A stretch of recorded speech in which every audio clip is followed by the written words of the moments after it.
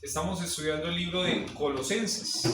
El libro de Colosenses, entonces si usted tiene su Biblia, vamos a abrirla en Colosenses. Si no la tiene, por allá hay más Biblias. Allí usted puede tomar alguna y poder estudiar lo que nos dice el libro de Colosenses el día de hoy en el capítulo 2. ¿Listo? Colosenses, capítulo 2, versículo 8. ¿Sí lo tiene por allí? Solo el 2.8. Vamos a estudiar. Solo el 2.8. Vamos a hacer un examen. Examen. ¿Quién escribió el libro de Colosenses? Pablo. ¿En qué lugar está Pablo cuando escribe el libro de los Colosenses? En la cárcel. En la cárcel está Pablo. Pablo está en la cárcel. ¿Sí? Pablo está en la cárcel escribiéndole una carta a la iglesia en Colosas, perdón. ¿Qué otra cosa podemos decir? ¿Pablo conoce a los hermanos de Colosenses? Solo algunos. No. Les escribe una carta a personas que no conocen. ¿Sí? ¿Usted le ha escrito cartas a personas que no conocen? No. Bueno, Pablo acá llega y dice que le escribe una carta a hermanos que no conocen. ¿Y cómo sabe de ellos? Porque conoce a algunos hermanos. Conoce a algunos hermanos. Porque alguien le habló de esa iglesia, entonces él mandó la carta. ¿Y quién fue el que le contó a Pablo de esa iglesia? Epafras. ¿Cómo se llama? Se llama Epafras. Epafras era un discípulo que había llegado hasta la cárcel y le había compartido a Pablo lo que estaba pasando en Colosas, que se había fundado una iglesia. ¿Sí? ¿Cuál es la carta chiquitita de la Biblia que nosotros sabemos que se le dedicó a unos hermanos de la iglesia de Colosas? Aparte de Colosenses. Filemón. La carta de Filemón. ¿Filemón era de dónde? De Colosas. Su esposa, ¿te acuerdas? Como la verdura. Apia. En vez de apio. En vez de Apia. Tenía un hijo que se llama Arquipo. ¿Sí? Y tenía esclavo. un esclavo que se había escapado que se llama Onésimo. ¿Sí? Ustedes son muy inteligentes. Y mire lo que ahora va a decirle a esa iglesia que no conoce, pero que sabe más o menos qué es lo que está pasando allá. Versículo 8. ¿Listo? Vamos a leerlo todos juntos a la 1, a las 2 y a las 3. Mirad que nadie os engañe por medio de filosofías y huecas sutilezas, según las tradiciones de los hombres, conforme a los rudimentos del mundo y no según Cristo. Qué peligro es que alguien nos engañe en este tiempo, ¿no? Hay un montón de estafas que llegan por ahí y nos dicen cuidado a abrir esos mensajes, cuidado a recibir a esas personas que se visten de cierta manera y tocan la puerta y empiezan a salir noticias de eso, nos hablan acerca de fraudes. Pero mire que acá está diciendo cuidado con qué. Vamos a ver 4 cosas allí, 2 en específico, pero son 4. Dice filosofías, huecas sutilezas, las tradiciones de los hombres y los rudimentos del mundo. ¿Sí? En realidad las 2 primeras están condicionadas por las 2 segundas. Y entonces vamos a estudiarlas el día de hoy. ¿Listo? Entonces vamos a empezar leyendo acerca de lo que dice al principio. Dice, tengan cuidado, preste atención de que nadie los engañe. La palabra engañar se utilizaba cuando un animal, por ejemplo un león, agarraba por ahí un corderito y se lo llevaba para comérselo. ¿Sí? Cuando se lo llevaba para comérselo, se utilizaba la palabra que está ahí. La palabra en griego, engañar, que sale ahí, es la palabra que se utilizaba cuando un depredador se llevaba a su presa hasta su cueva. Era llevarse el botín. Era llevarse algo muy importante. ¿Será que un león nos está buscando para comernos? Diablo. La Biblia dice que el diablo anda como león rugiente buscando a quien devorar. Se lo quiere llevar para la cueva a comérselo. ¿sí? Y acá llega y dice que nos quiere buscar y nos quiere atrapar y nos va a hablar acerca de cómo lo hace, ¿sí? ¿Qué es lo que va a hacer? Lo primero que yo quisiera resaltar es que lo que él hace va a atacar precisamente a una persona que a usted le importa mucho. Si usted conoce a Cristo, la persona más importante en su vida debería ser Jesús, porque Cristo murió por usted, porque Cristo limpió sus pecados, si es que ya conoció a Cristo como su Salvador. Y hemos dicho de que la carta a los Colosenses se escribe mayormente teniendo ese tema en cuenta, de que la iglesia estaba siendo atacada con argumentos en contra de ¿quién? De Jesús. Y entonces vamos a ver un montón de cosas que atacan a la persona del Señor Jesús y que en medio de eso lo van a atacar a usted. La primera palabra que sale allí es la palabra filosofía. La filosofía, la palabra filosofía viene de dos palabras, ¿sí? Es la unión de dos palabras, la palabra filo y la palabra sofía, ¿sí? La palabra sofía es la palabra sabiduría, pero la palabra filo tiene que ver con amor. Entonces podríamos decir que la palabra filosofía es amor por la sabiduría. Amor por la sabiduría, ¿sí? Sin embargo, cuando se utilizaba esta palabra en el tiempo antiguo, se podía hablar de pensamientos, de ideas, de conocimiento. Y entonces podríamos pensar que el ataque que está llevando el diablo adelante tiene que ver con ideas, con pensamientos, con conocimiento que va en contra de ¿qué persona? De Dios, de Cristo. De la persona del Señor Jesús. Hablando específicamente aquí, hablando acerca de la persona del Señor Jesús. ¿Usted ha escuchado pensamientos, ideas, maneras de pensar que van en contra de Jesús? El humanismo. ¿Ok? Hay muchas que han salido. Desde los tiempos antiguos han salido un montón de ideas que van en contra de la persona del Señor Jesús. Mire que algo interesante, no lo tengo acá en el bosquejo, pero cuando la gente le habla acerca de Dios, usted le dice, ¿usted cree en Dios? Sí. Y la mayoría de gente Sí. va a aceptar la existencia de Dios. Pero cuando se le habla de Jesús, ahí ya puede cambiar su respuesta, ¿sí? Porque Jesús es aquel que puede limpiar su corazón. Mire que en Santiago llega y dice que los demonios creen y tiemblan. ¿Qué creen y tiemblan? Creen en Dios, ¿sí? Ellos creen en Dios, son muy creyentes, ¿sí? Y uno podría pensar en las personas de este mundo que creen en Dios. Hay mucha gente que cree en Dios. La mayoría de nuestro país cree en Dios. Es un bajo porcentaje de la población atea, pero la mayoría cree en Dios. Pero cuando se les habla de Jesús, o están cambiando quién es Jesús, o directamente si usted le habla del verdadero Jesús, es como que hay un ataque, una resistencia de esa persona. Vamos a ver algunos versículos que nos hablan acerca de esto, pero antes quisiera definir una palabra y un grupo de pensamiento que estaba en el tiempo antiguo y todavía está ahora, solo que en el tiempo antiguo inició. Se llama la palabra gnosticismo. Gnosticismo es una palabra bien rara que no sale precisamente en la escritura, pero que apareció en el tiempo de la escritura. ¿Qué era el gnosticismo? Yo tengo acá una definición que encontré.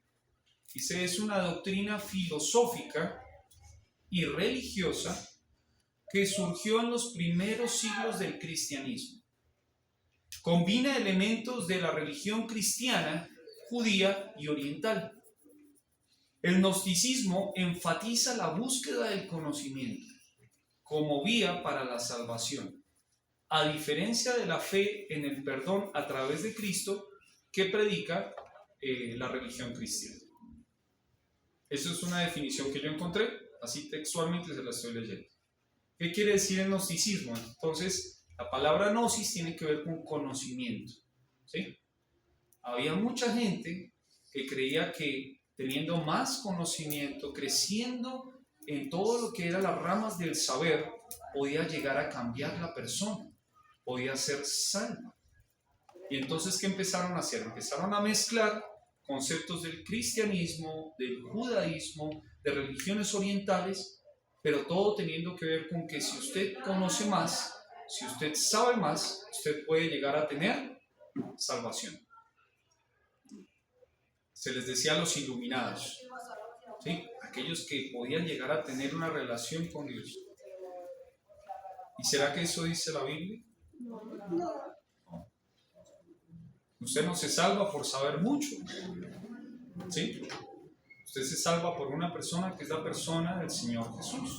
Entonces directamente el gnosticismo ataca a la persona del Señor Jesús.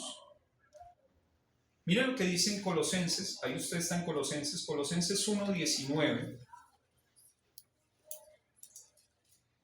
Dice, por cuanto agradó al Padre que en él habitase toda plenitud. Eso habla acerca de Jesús.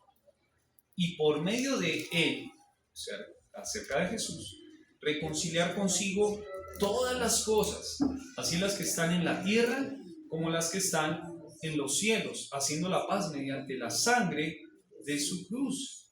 Y a vosotros también, que erais en otro tiempo extraños y enemigos en vuestra mente, haciendo malas obras, ahora os ha reconciliado en su cuerpo de carne por medio de la muerte, para presentaros santos y sin mancha e irreprensibles delante de él. La mayoría de veces que usted encuentre el artículo él en la carta a los Colosenses, se habla acerca de una persona que es Jesús. ¿Qué enseñaba el gnosticismo? Por ejemplo, enseñaba que Dios no podía entrar en contacto con el mundo material. ¿Sí me entiende? Ese Dios en el que ellos creían no podía tener ningún contacto con las cosas creadas, o sea, ni con usted ni conmigo. ¿Sí? Para ellos eso era una creencia. Pero acá en la Biblia no nos dice eso. Él nos dice que Dios se hizo hombre, que se llamó Jesús. El gnosticismo enseñaba que dado que no se podía tener contacto con el mundo físico por parte de Dios, Dios mismo no creó el mundo, sino que obró a través de espíritus inferiores o ángeles. Qué raro eso, ¿no? Dice que Dios no puede tocar nada de lo que está creado, entonces mandó a sus ángeles o a otras cosas para que crearan todo. ¿Será que eso lo dice la Biblia? No. Mire lo que dice el versículo 16, 1:16. Porque en él, ¿se acuerdan? En Cristo fueron creadas todas las cosas, las que hay en los cielos y las que hay en la tierra, visibles e invisibles, sean tronos, sean dominios, sean principados, sean potestades. Frene ahí, mira lo que dice. Todo fue creado por medio de él y para él. No hay ninguna manera de entenderlo diferente. Jesús, Dios hecho hombre, que en realidad es solo un Dios, ¿sí? Tenemos la Trinidad, Padre, Hijo, Espíritu Santo. Pero hablando acerca de la persona del Señor Jesús y la parte que estuvo allí en medio de la creación, dice que todo fue creado por medio de Él y para Él. Usted fue creado para Dios, fue creado para Cristo. Qué interesante eso, paréntesis. Si a usted le falta alguna idea de para qué usted existe, usted tiene que entender que usted fue creado para Él. Fue creado para Dios. La gente piensa que por ahí, teniendo un gran cargo, un gran título, van a tener sentido en sus vidas. Pero eso no dice la Biblia. La Biblia dice que si usted vive para Dios, usted va a encontrar sentido en su vida. Entonces tenemos aquí algo que también el gnosticismo ataca, pero que la Biblia dice que no es así. El gnosticismo decía que Dios no trataba directamente con el hombre, ni con el mundo material, sino que lo hacía a través de una serie de mediadores. Hay un versículo que dice que hay un solo mediador entre Dios y los hombres, Jesucristo, hombre. Hechos 4:12. Y algo más, Como ellos entonces entendieron que Dios mandó ángeles a crear el mundo, ¿saben qué empezaron a hacer? Empezaron a adorar a los ángeles. Colosenses 2, versículo 18, mire lo que dice. Colosenses 2, 18. Nadie os prive de vuestro premio, afectando humildad y culto a los ángeles. Le estaban haciendo culto a los ángeles. ¿Qué más pasaba? ¿Qué más filosofías llegaron a esa iglesia?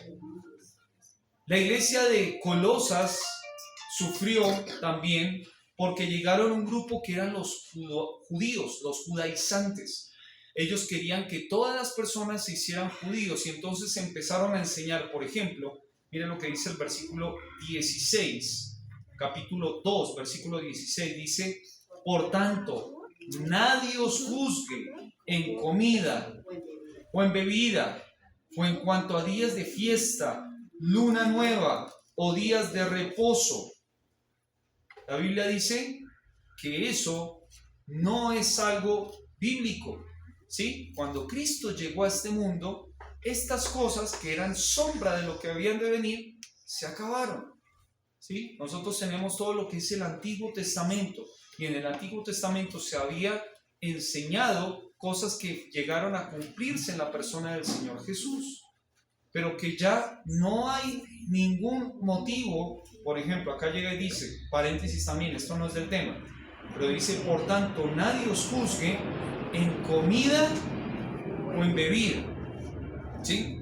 No vamos a decir de que el Señor aprueba, por ejemplo, que usted se tome una cerveza o que vaya por ahí a tomarse un aguardiente, porque eso tampoco es bíblico. Pero tampoco vamos a decir, por ejemplo, que usted no puede comer cerdo, ¿sí? Hay ciertas restricciones que el Señor puso por una razón. Por ejemplo, el cerdo es un animalito que tiene muchos bichitos y que es peligroso comérselo.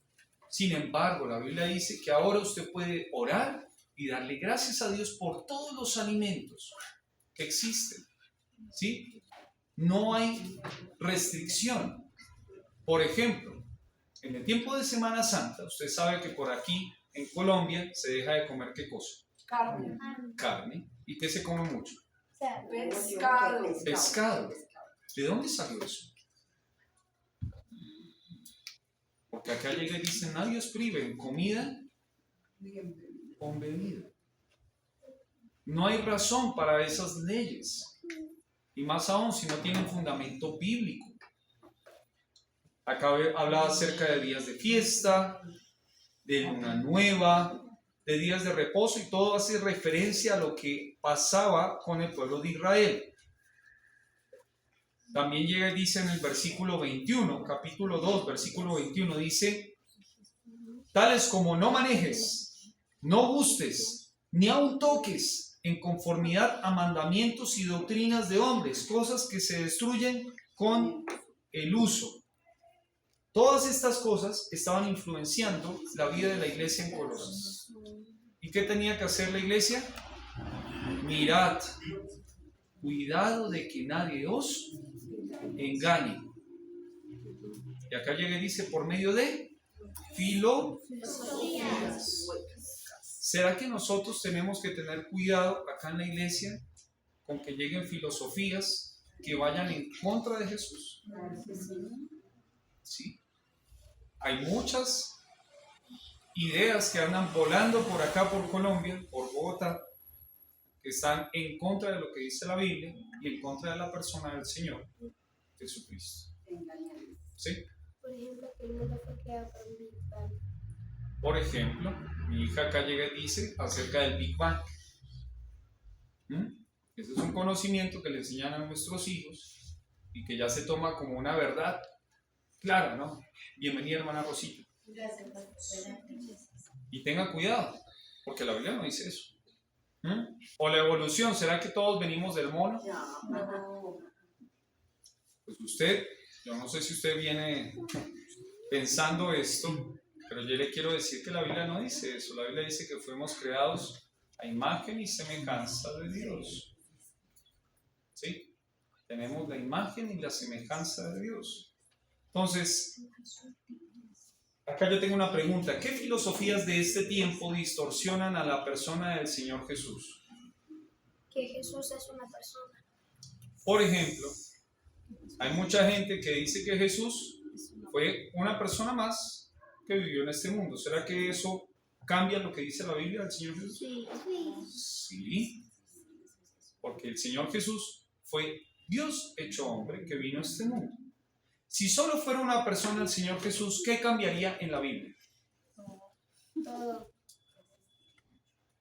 Cambiaría, por ejemplo, de que si Jesús murió en la cruz por sus pecados, Él mismo era un pecador, porque todos los hombres somos pecadores. Al ser Él también pecador, ¿por quién va a pagar? Por Él nada más. Por nadie más podría pagar, si Él solo fue un hombre.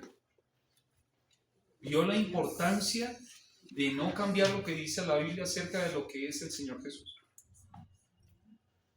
Y hay muchas más. Han salido, ¿no? El Evangelio de Judas, no sé si leyó alguna vez de eso, y que hablaba acerca de que María fue una mujer que vivió con el Señor, ¿sí? Que tuvieron hijos. Salió el Código de Da Vinci hace muchos años, que hablaba acerca del Señor Jesús también, y que fue un hombre, ¿sí? Y tenga cuidado, porque eso es blasfemia.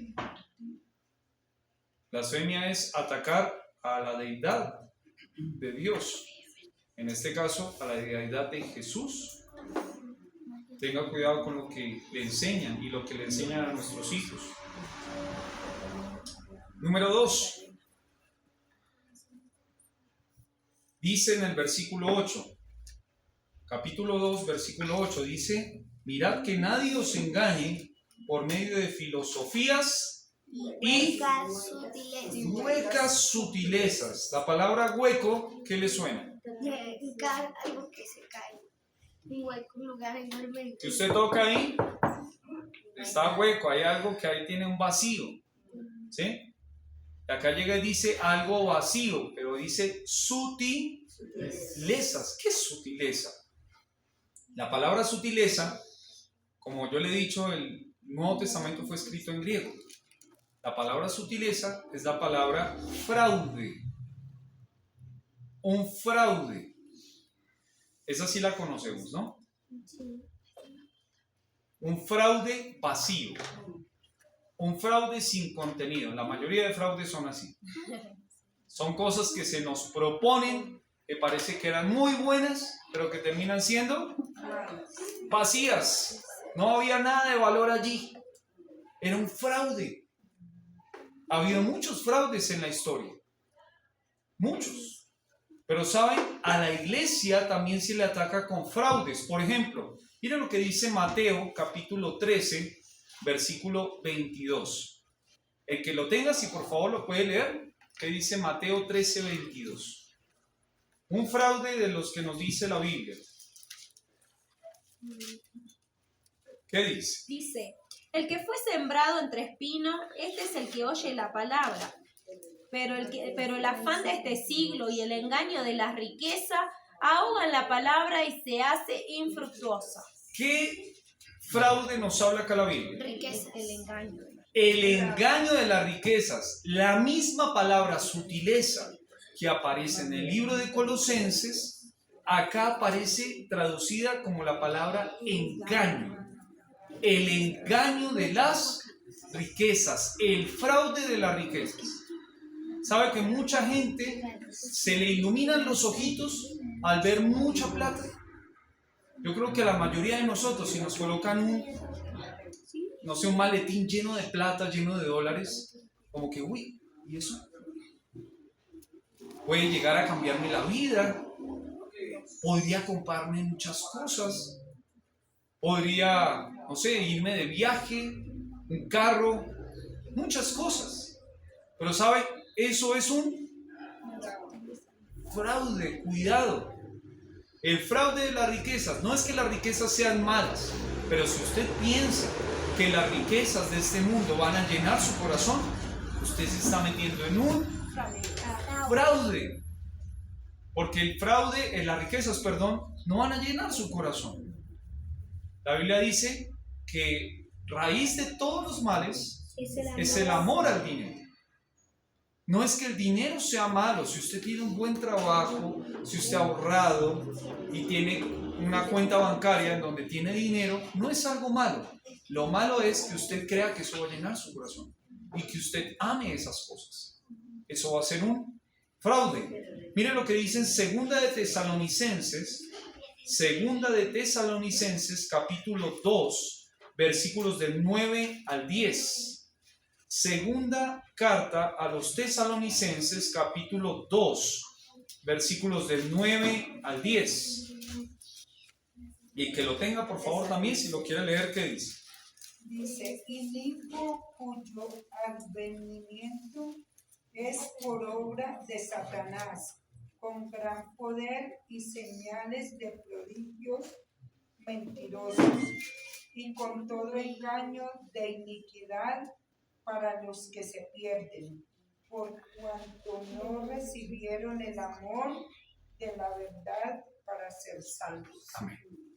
Mire que acá nos habla de un tiempo futuro, sin embargo, acá habla de una persona presente que se llama Satanás. Dice que en el tiempo futuro se va a manifestar Satanás en una persona que se va a llamar el anticristo. Pero hasta que llegue ese tiempo, mire que sigue siendo la misma idea de que Satanás nos engaña con prodigios y señales mentirosos. ¿Sabe que el diablo puede hacer señales? Puede llegar y hacer que una imagen llore sangre, por ejemplo. ¿Sabe que puede hacer eso? Claro. ¿Sabe que en la Biblia se nos dice en Apocalipsis que va a haber una imagen que va a estar hablando? Una estatua que va a estar moviendo la boca. Y no va a ser inteligencia artificial, aunque yo creo que por ahí podría haber algo de eso. Pero está hablando. Imagínate que tú veas por ahí, ayer estábamos con mi hija por el centro de Bogotá, y ella me decía, papi, ¿de quién es esta estatua? Y de papi, ¿de quién es esta estatua? Yo le decía de Simón Bolívar, hay una de Américo Vespucio. Imagínese que una de esas se ponga ahí de pie, se ponga a mover los brazos, se ponga a hablar. La Biblia dice que en el tiempo de Apocalipsis va a pasar eso. Uy, qué miedo. Y acá llega y dice que el diablo engaña con señales y prodigios mentirosos. Cuidado. Pero mire qué más dice. Versículo 10. Y con todo, ¿qué? Engaño. Ahí la palabra sutileza. La palabra engaño, fraude. Y con todo fraude de iniquidad. Eso habla acerca de pecado.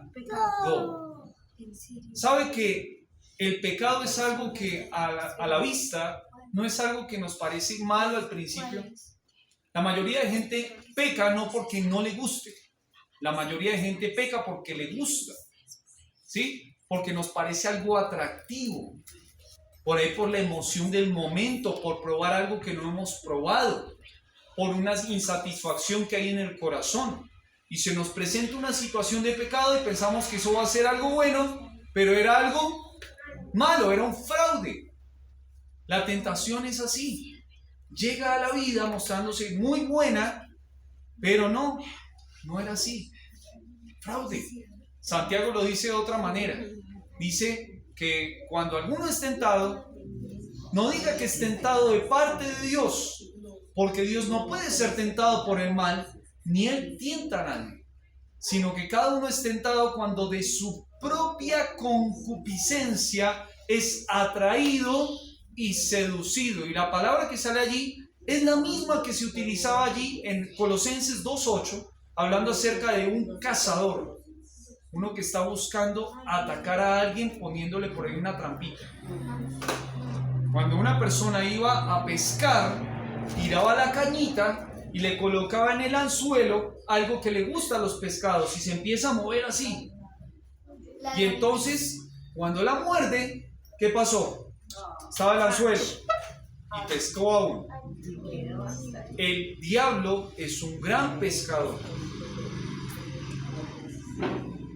Él nos coloca cosas que nos gustan, pero que cuando usted la muerde, era un fraude. La iniquidad siempre va a ser un fraude. Vamos a tomar solo ese versículo, hay otros más. Por ejemplo, solo les cito algunos. En el libro de Hebreos capítulo 3, versículo 13 dice: antes exhortaos los unos a los otros cada día, entre tanto que se dice hoy, para que ninguno de vosotros se endurezca por el engaño del pecado, el fraude del pecado. Y vamos a leer Santiago. Hay otros más que tengo ahí, pero creo que Santiago lo dice muy bien. Santiago capítulo 1, versículo 16, si lo puede leer conmigo. Ya leímos, ya yo lo dije de memoria ahí, del 13 al 15, pero ahora lea conmigo el 16. Amados hermanos míos, no erréis. No sé si la misma palabra de Colosenses, pero es la misma idea. No se equivoque, no caiga en el fraude. El pecado siempre paga mal. El pecado nunca trae nada bueno. Tenemos acá chiquitos, adultos. Si usted con su celular, si el papi y la mami le presta un celular y en el celular se le está presentando algo que es pecaminoso, recuerde que por más que se vea bueno, eso es un fraude. Adultos, si usted llega a tener una relación con una persona que no es su esposa, que no es su esposo, eso es un fraude, pensando de que va a tener una mejor vida. Eso es un fraude. Y la iglesia debe entender que el diablo quiere buscarnos de esta manera, con filosofías y con huecas sutilezas. Y terminamos, ya estamos ahí ya casi concluyendo. Mire que de un versículo sacamos muchísimas cosas. Colosenses 2:8 dice: mirad que nadie os engañe por medio de filosofías y huecas sutilezas, según las tradiciones de los hombres, conforme a los rudimentos del mundo y no según Cristo. Tradiciones de los hombres, esas son cosas que nos han enseñado de generación en generación. ¿Será que hay cosas que yo he aprendido de mi abuelito y que mi abuelita y que hizo mi tatarabuelo y que son en contra de la palabra de Dios? ¿Que son en contra de la persona de Cristo? Yo le puedo decir, sí. Hay muchas tradiciones familiares. No es que, perdón si por ahí es algo que ocurre en su casa, pero no es que acá siempre en Año Nuevo nos ponemos a tomar una cervecita y bailamos un ratico. Es que esa es la tradición. ¿Y será que por la tradición yo tengo que decir siempre que es un sí? No, sí, claro, es que pues en mi casa siempre pasa eso. Tiene muchas tradiciones que están en contra de la palabra de Dios. Hay más tradiciones por ahí en pueblos antiguos, ¿no? El adorar al sol, a la luna, a la Pachamama. Hay muchas cosas de esas. Tradiciones de familia. Tenga cuidado. No todo lo que me enseñaron en la casa estuvo bien. Con todo respeto se lo digo, no porque su mamá yo la haya conocido. Usted conoce a la mía, pero yo no conocía a la suya por ahí.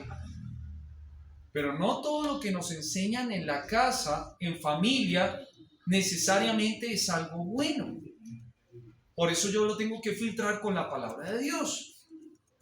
Otro que dice acá, dice los rudimentos del mundo. Y eso nos habla acerca de las bases que se han puesto en el mundo desde tiempos inmemoriales. Pero acá, leyendo Colosenses capítulo 2, mire lo que dice Pablo. Va a utilizar la misma palabra. Dice, versículo 20, capítulo 2, versículo 20. Colosenses 2:20. Pues si habéis muerto con Cristo, mire la palabra que sale allí. En cuanto a los rudimentos del mundo, ¿por qué como si vivieseis en el mundo os sometéis a preceptos tales como no manejes, no gustes, ni aun toques, en conformidad a mandamientos y doctrinas de hombres, cosas que todas se destruyen con el uso? Tales cosas tienen a la verdad cierta reputación de sabiduría. En culto voluntario, en humildad, en duro trato del cuerpo, pero no tienen valor alguno contra los apetitos de la carne. Eso me habla de religión. El judaísmo había sido muy fuerte y enseñaba que uno tenía que darse bien duro para que el pecado llegara a terminarse. Buenas noches, hermano Santiago. ¿Sabe? El pecado está en nuestro cuerpo y debemos entender. Había un líder de nosotros allá en Ecuador que nos decía: pégase una cachetada, dígase, usted no es el que controla, yo soy el que controla. Porque decía de que el cuerpo no debe estar controlándonos a nosotros, que nosotros debemos controlar nuestro cuerpo, y eso es verdad. ¿Sí? Hay cosas que están pasando en mi cuerpo que están mal.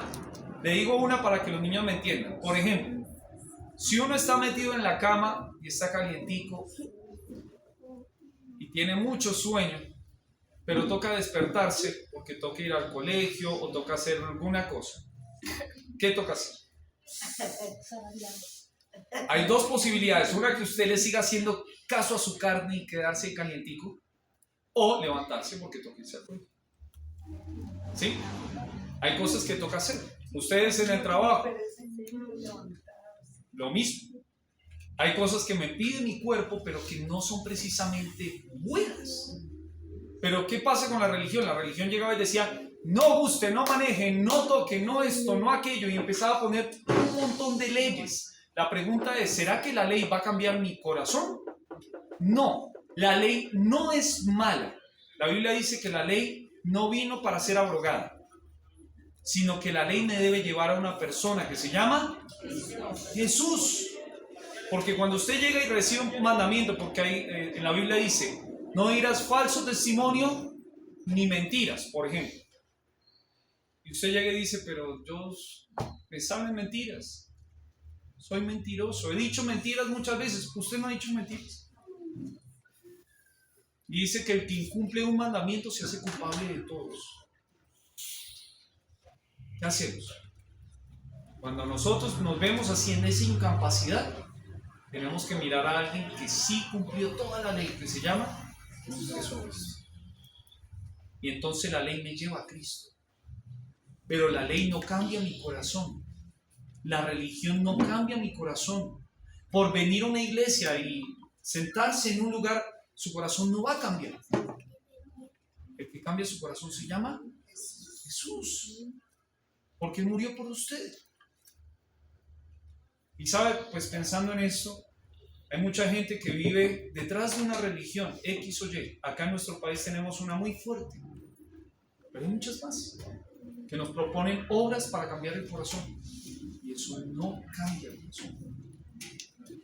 Terminamos con esto. El versículo 2, capítulo 2, versículo 8 dice: mirad que nadie os engañe por medio de filosofías, huecas sutilezas, según las tradiciones de los hombres, conforme a los rudimentos del mundo, y no según Cristo. Quiero decirle, mi querido hermano, que todo esto que vimos hoy, la mayoría siempre va a estar en contra de Jesús. No según Cristo. Filosofía, no según Cristo. Huecas sutilezas, no según Cristo. Tradiciones, no según Cristo. Rudimentos del mundo, no según Cristo. Conclusión. Dice: mirad que nadie os engañe. Eso es un verbo que está en alerta. Cuidado. Porque hay muchos que van a querer hacerle fraude en su vida. A la iglesia se la quieren llevar por delante, engañándola con filosofías, con un montón de cosas. Estaba leyendo, ya para terminar, no es que yo lo vea, y si usted lo ve, yo no lo estoy juzgando, pero hay ciertas series, ciertas telenovelas que han salido del Señor Jesús. ¿Usted lo ha visto? ¿Ha visto que ha salido ciertas series de la Biblia? Sí, hay varias. Han salido novelas, han salido cortometrajes, han salido varias. Algunas se han vuelto incluso famosas. No quiero poner nombres, pero quiero que usted se ponga a pensar. Primero, que si son famosas, la mayoría de cosas famosas en este mundo no van a favor de las cosas de Dios. No van a favor de la Biblia. No van a favor del temor a Dios. Entonces usted tiene que prender alerta. Cuidado, pilas, ¿sí? Un botoncito ahí de alerta que empieza ahí a mostrarse en rojo. Cuidado, cuidado. Si a todo el mundo le gusta ver esto, ¿por qué será? Porque la mayoría de gente cuando es expuesta a la luz no le gusta. ¿Sí? Si estas cosas que usted ve, que hablan mucho del Señor, fíjese si están conforme a la Biblia. O si están agregando o quitando algo. Porque muchas veces sucede esto.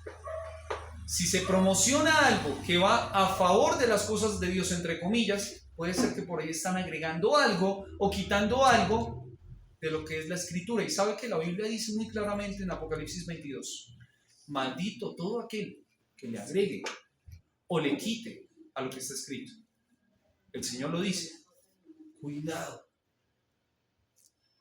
No es que esté en desacuerdo de que, porque había algunos comentarios que salían por ahí.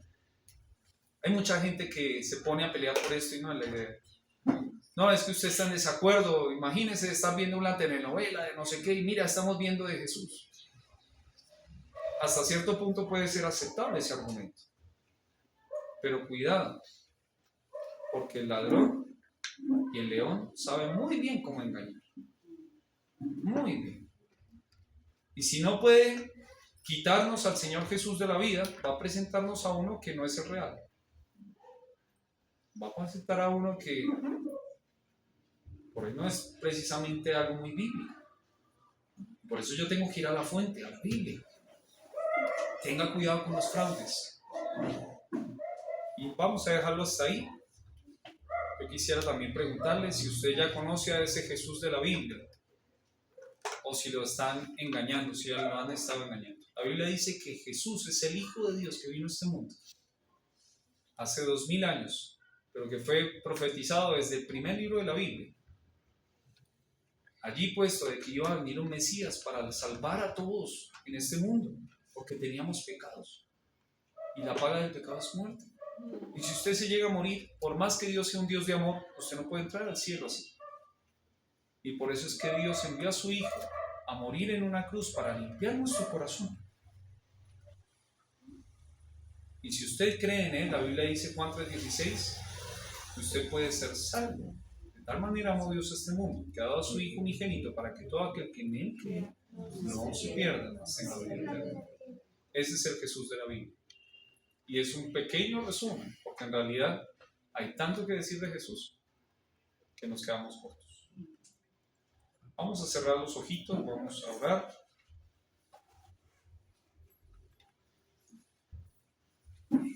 Señor mi Dios, gracias por esta noche, gracias Señor, porque la verdad es que hay tanta mentira que está por ahí dando vueltas y quisiéramos pedir por favor que su iglesia esté tan empapada de la verdad que cuando nos llegue una mentira la descubramos de una.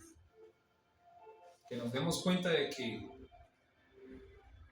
están queriendo atacar a la persona del Señor Jesús, están queriendo atacar a las Escrituras por medio de filosofías, de huecas sutilezas, según las tradiciones de los hombres, conforme a los rudimentos del mundo, pero no según Cristo.